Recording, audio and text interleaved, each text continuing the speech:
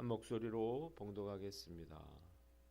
여호수아가 이스라엘 모든 지파를 세겜에 모으고 이스라엘 장로들과 그들의 수령들과 재판장들과 관리들을 부르매 그들이 하나님 앞에 나와 선지라. 여호수아가 모든 백성에게 이르되 이스라엘의 하나님 여호와께서 이같이 말씀하시기를 옛적에 너희의 조상들 곧 아브라함의 아버지 나홀의 아버지 데라가 강 저쪽에 거주하여 다른 신들을 섬겼으나 내가 너희의 조상 아브라함을 강 저쪽에서 이끌어내어 가나안 온 땅에 두루 행하게 하고 그의 씨를 번성하게 하려고 그의 이삭을 주었으며 이삭에게는 야곱과 에서를 주었고 에서에게는 세일산을 소유로 주었으나 야곱과 그의 자손들은 애굽으로 내려갔으므로 내가 모세와 아론을 보내었고 또 애굽에 재앙을 내렸나니 곧 내가 그들 가운데 행한 것과 같고 그 후에 너희를 인도하여 내었노라.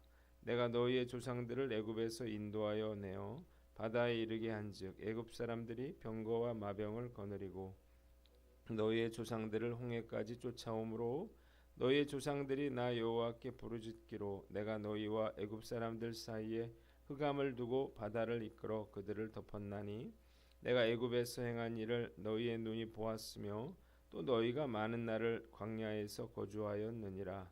내가 또 너희를 인도하여 요단 저쪽에 거주하는 아모리 족속의 땅으로 들어가게 하매 그들이 너희와 싸우기로 내가 그들을 너희 손에 넘겨주매 너희가 그 땅을 점령하였고 나는 그들을 너희 앞에서 멸절시켰으며 또한 모압 왕 십볼의 아들 발락이 일어나 이스라엘과 싸우더니 사람을 보내어 보올의 아들 발람을 불러다가 너희를 저주하게 하려 하였으나 내가 발람을 위에 듣기를 원하지 아니하였으므로 그가 오히려 너희를 축복하였고 나는 너희를 그의 손에서 건져내었으며 너희가 요단을 건너 여리고에 이른즉 여리고 주민들 곧 아모리 족속과 브리스 족속과 가나안 족속과 헷 족속과 기르가스 족속과 히위 족속과 여부스 족속이 너희와 싸우기로 내가 그들을 너희의 손에 넘겨 주었으며 내가 왕벌을 너희 앞에 보내어 그 아모리 족속의 두 왕을 너희 앞에서 쫓아내게 하였나니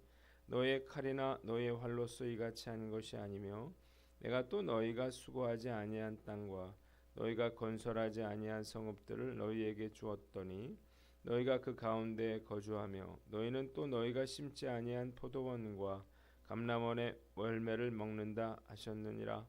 그러므로 이제는 여호와를 경외하며 온전함과 진실함으로 그를 섬기라. 너희의 조상들이 강 저쪽과 애굽에서 섬기던 신들을 치워버리고 여호와만 섬기라. 만일 여호와를 섬기는 것이 너희에게 좋지 않게 보이거든 너희 조상들이 강 저쪽에서 섬기던 신들이든지 또는 너희가 거주하는 땅에 있는 아모리 족속의 신들이든지 너희가 섬길 자를 오늘 택하라.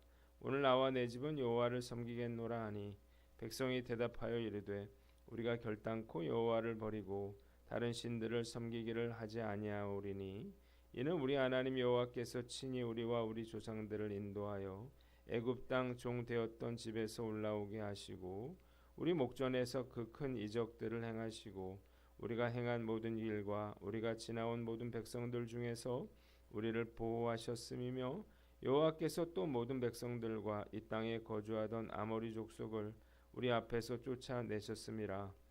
그러므로 우리도 여호와를 섬기리니 그는 우리 하나님이시니이다 하니라. 아멘. 오늘은 여호수아서 24장 말씀을 가지고 세겜 언약 온전함과 진실함으로 이런 제목으로 묵상 나눔하도록 하겠습니다. 자, 세겜 언약에 대해서 1절부터 18절까지 나와 있는데 내용을 보도록 하겠습니다. 먼저 1절로 13절은 이스라엘의 구원 역사를 회고한 내용이 나와 있습니다. 자, 죽음을 앞둔 여호수아는 이스라엘의 모든 지파와 지도자들을 불러 모았습니다. 그리고 온 백성들에게 이스라엘 민족의 역사에 대해서 말하기 시작합니다. 오랜 옛날 아브라함의 아버지 데라가 유프라테스 강 저편에서 우상 숭배에 빠져 살았죠. 하나님은 아브라함을 택하셔서 가나안 땅을 기업으로 주시겠다 이렇게 약속을 했어요. 그리고 그 이후에 아브라함으로부터 이삭이, 이삭으로부터 야곱이, 야곱에서 12 아들이 태어났고 그들은 애굽으로 내려가서 애굽에서 큰 민족을 이루게 됩니다. 그러나 바로의 학대로 인해서 이스라엘 백성들이 하나님께 부르짖게 되고 하나님은 모세를 통해 애굽에 10가지 재앙을 내리죠. 그래서 그들을 출애굽하게 하십니다. 자, 바로의 군대가 이스라엘을 홍해까지 추격해 오죠. 하나님께서는 이 바로의 군대를 홍해에 수장시키십니다. 그 이후에 이스라엘 백성들이 가나안을 목전에 두고 불순종했죠. 그래서 결국 광야에서 40년 동안 방황을 했지만 이스라엘 백성들은 결국에 요단 동편에 살고 있던 아모리 사람들의 땅을 점령을 했고 그리고 이어서 요단 서편의 땅도 점령케 하셨습니다. 이 이스라엘 백성들은 그들이 일구지 않은 땅을 차지하고 그들이 건설하지 아니하는 성읍에 살게 되고 그들이 심지 않은 곡식과 과일을 먹게 되었습니다. 자, 두 번째 14절로 15절 말씀인데 여호수아가 결단을 촉구하는 그런 내용이 나와 있습니다. 여호수아는 백성들에게 하나님을 섬기며 살되 온전히 주님만을 진실한 마음으로 섬기며 살고 그리고 그들의 조상들이 유프라테스 강 건너편에 살 때와 애굽에서 살 때와 같이 우상 숭배에 빠지지 말아라 이렇게 경고해요. 그러나 여호수아는 백성들에게 이를 강요하지 않고 스스로 누구를 선택할 것인지를 결정하라 이렇게 말하고 나와 내 가족은 하나님을 선택하겠다 그렇게 천명했습니다. 마지막으로 16절로 18절에는 결단과 고백에 대해서 나와 있어요. 그러자 백성들은 여호수아에게 우리가 주를 버리고 다른 신을 섬기는 일은 결코 없을 것이라 이렇게 이야기하면서 애굽에서 그들을 이끌어내시고 광야에서 그들을 보호하시고 가나안을 정복하게 하신 하나님만 섬길 것이라 이렇게 맹세를 합니다. 오직 하나님만이 우리 하나님이라는 것입니다. 자, 본문이 우리에게 주는 교훈들이 있어요. 첫째로 기억하고 감사하라는 것입니다.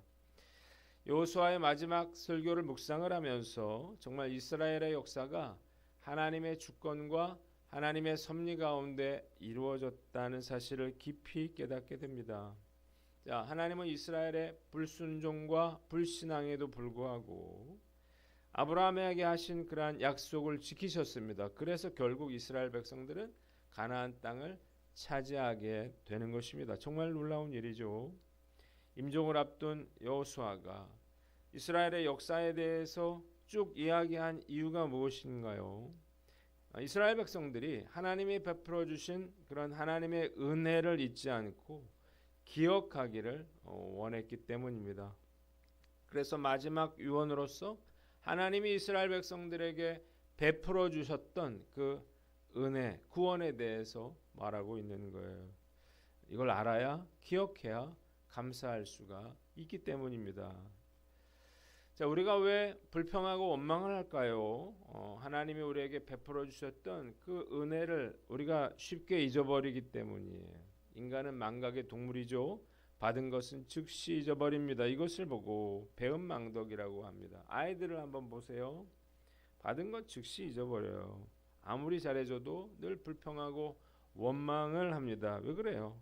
다 잊어버려서 그런 거죠. 그래서 감사할 줄 모르는 것입니다. 많은 성도들이 하나님이 베풀어 주셨던 그런 은혜를 잊어버리고 조금만 힘들면 원망하고 불평합니다. 이럴 때 하나님의 마음은 어떨까요? 감사할 줄 모르고 불평하는 자녀들을 볼 때 우리가 큰 충격을 받고 분노와 슬픔의 마음을 갖는 것처럼 하나님도 그렇게 마음이 아프시는 거예요. 우리가 무심코 내뱉는 불평의 말들이 하나님께 깊은 슬픔과 분노를 가져다 준다는 사실을 깨달으시기를 바랍니다. 하나님의 은혜가 없었더라면 우리는 이 자리에 나와 있을 수조차 없었을 거예요. 행복한 사람은 결국 하나님의 은혜를 기억하고 감사하는 사람이고요. 불행한 사람은 은혜를 잊어버리고 불평하고 원망하는 사람입니다. 오늘 말씀 앞에서 나눴던가 우리가 스스로를 살펴보고 낮에는 구름 기둥으로 밤에는 불 기둥으로 인도하신 하나님의 은혜를 기억하고 베풀어 주신 은혜에 감사하는 저와 여러분들 되시기를 주님의 이름으로 축원합니다. 두 번째, 하나님을 신뢰하라는 거예요. 자, 힘든 상황 속에서도 우리가 하나님을 신뢰할 수 있느냐 없느냐에 따라서 우리가 감사할 수 있느냐 그렇지 못하느냐가 달려 있다는 것입니다. 자, 우리가 감사하지 못하는 이유가 있는데요. 우리가 간절히 원했던 것을 하나님이 주시지 않고 다른 것을 주실 때가 있기 때문이에요. 우리가 뭔가를 간절히 원했는데 하나님이 그걸 주시지 않았을 때 우리는 낙심하고 원망하게 되는 것입니다. 그러나 우리가 이럴 때 알아야 할 것이 있어요. 언제나 하나님의 뜻은 옳다는 사실을 믿고 하나님을 신뢰하는 것입니다. 예수님은 기도의 응답에 대해서 제자들에게 말씀하시면서 자식이 떡을 달라는데 돌을 주며 생선을 달라는데 뱀을 주겠느냐 이렇게 물으시고 너희가 악한 자라도 좋은 것을 자식에게 줄 줄 알거든 하물며 하늘에 계신 너희 아버지께서 구하는 자에게 좋은 것을 주시지 않겠느냐 이렇게 말씀하셨습니다. 또 하나 우리가 알아야 할 것은 하나님이 우리가 원하는 것이 아니라 더 좋은 것을 주신다는 거예요. 이유가 뭘까요? 우리가 달라는 것이 돌이고 또 뱀일 수가 있는 거예요. 자식이 돌을 달라고 하고 뱀을 달라고 한다면 과연 아이가 달라는 대로 줄 부모가 어디 있을까요? 하나님도 마찬가지예요. 우리가 돌을 구하고 뱀을 구하면 하나님은 주시지 않습니다. 우리가 구하는 것이 잘못된 것이라면 하나님은 그것이 아니라 그것보다 더 좋은 것을 주시는 것입니다. 문제는 사실 우리가 가장 좋은 것이 무엇인지를 모른다는 거예요. 그저 우리가 현 상황에서 우리가 원하는 것 그것이 가장 좋은 것이라고 생각하는 거죠. 그래서 그것을 구할 뿐이에요. 지난 날을 돌아보면 제가 원했던 것과 하나님이 원했던 게 달랐던 경우가 정말로 많이 있었습니다. 만일 하나님께서 제가 원하는 대로 이루어 주셨더라면 저는 떡과 생선 대신 돌과 뱀과 전갈을 얻게 될 것이었습니다. 제가 기도한 대로 하나님 응답하셨으면 저는 목사가 되지 못했을 거예요. 그런데 문제는 우리가 하나님께서 내가 원하는 걸 주시지 않았을 때 우리가 실망하고 낙심한다는 거예요. 그래서 이제부터 삐뚤어질 테다 이런 마음이 들기도 합니다. 그래서 불평과 원망을 하는데요. 뭘 알 수 있습니까? 결국 감사라고 하는 것은 우리가 얼마나 하나님을 신뢰하느냐에 달려 있다는 거예요. 자, 오늘 말씀 앞에서 하나님이 나에게 다른 응답을 주셨다 하더라도 낙심하지 말고 온전히 하나님을 신뢰하시기를 바랍니다.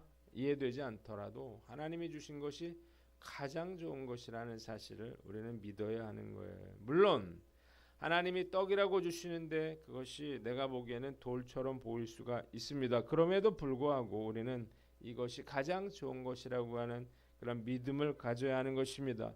하나님이 우리에게 주시는 것이야말로 가장 좋은 것이기 때문이에요. 이 사실을 아는 사람만이 범사에 감사할 수가 있는 것입니다.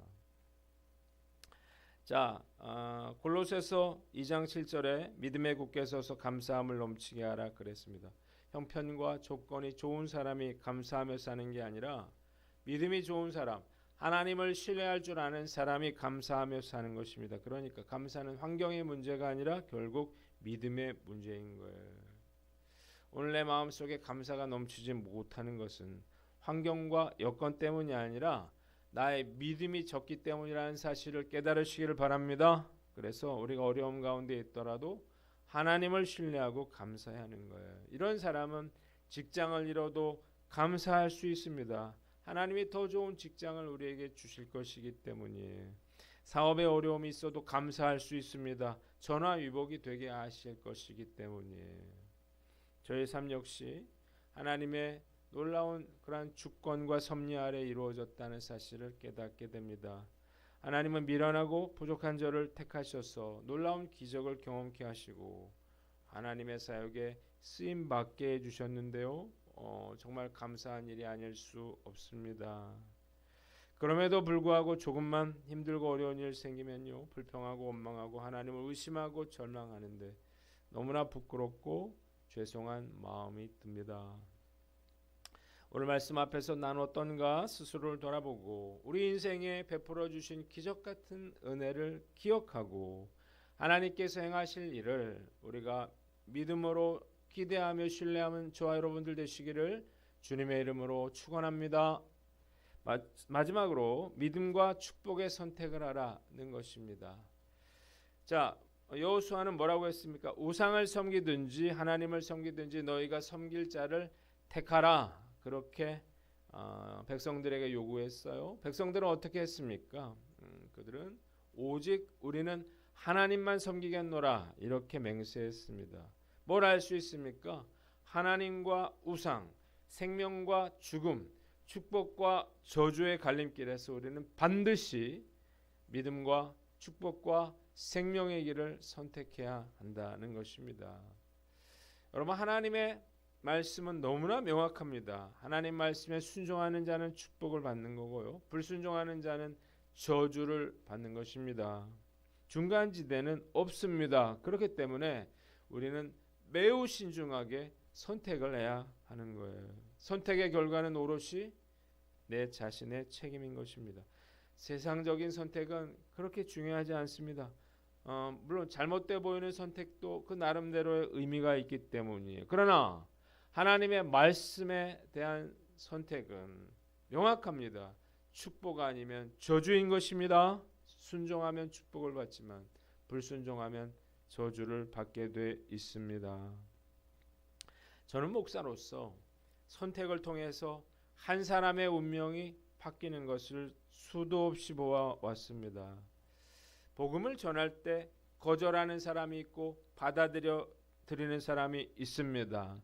인생의 중요한 갈림길에서 우리가 하나님 말씀에 순종하는 사람이 있고 불순종한 사람이 있습니다.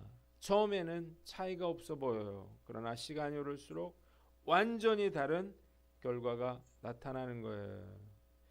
순종과 불순종의 갈림길에서 과연 나는 어떤 선택을 해왔는가, 저 스스로를 돌아봐요. 너무나 다행스럽게 저는 정말로 중요한 그 선택의 상황에서 하나님과 생명, 축복과 믿음의 선택을 해왔어요. 이게 바로 하나님의 은혜라고밖에 말할 수 없는데, 중요한 건 제가 그런 믿음의 선택을 했다고 하는 것입니다. 그 선택이 제 인생을 바꾸고 또 하나님의 놀라운 축복과 은혜의 삶을 살 수 있도록 만들어 준 거예요. 지금까지는 후회 없는 그러한 선택을 하며 살아왔는데 앞으로도 잘못된 선택을 해서 저주의 길로 가서는 안 될 것입니다. 단 한 번의 선택이 나의 인생의 평생을 좌우할 수 있다는 사실을 깨닫고 여호수아처럼 믿음과 축복의 선택을 하시기를 주님의 이름으로 축원합니다. 우리가 불순종의 길을 버리고 순종의 길을 선택하시기를 주님의 이름으로 축원합니다. 그러면 우리의 인생이 바뀌는 거예요. 성령께서 오늘 이 시간 우리의 마음과 생각을 붙잡아 주셔서 일평생 하나님의 축복을 누리며 살아가는 저와 여러분들 되시기를 주님의 이름으로 축원합니다. 기도하겠습니다. 하나님 아버지, 우리가 기억하고 감사하며 어떤 상황에서도 하나님을 신뢰하고 믿음과 축복의 선택을 하게 하여 주시옵소서.